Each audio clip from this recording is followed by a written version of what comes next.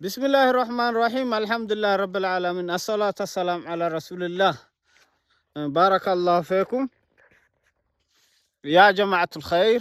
من بنى بيت الله بنى الله بيته في الجنة إن شاء الله. ይህ ቦላ የሚባል ቦታ ላይ የተጀመረ መስጂድ ሲሆን ብዙ ጊዜ የቆየ ነው። የጀመሩት አህለል ኸይሮች አንድ ወንድማችን ነበረ። በቃ አቅም አልቻለም በሌላ አስጨርስ ብሎ ስላለኝ ይኸው መስጂዱ ከተጀመረ ቆይቷል። ግን እንደው ይሄን ለመጨረስ ሰበብ የሚሆን ካለ እንፈልጋለን ኢንሻአላህ። የመስጂዱን ውስጥ በአላህ ፍቃድ ለማሳየት እሞክራለሁ ኢንሻአላህ።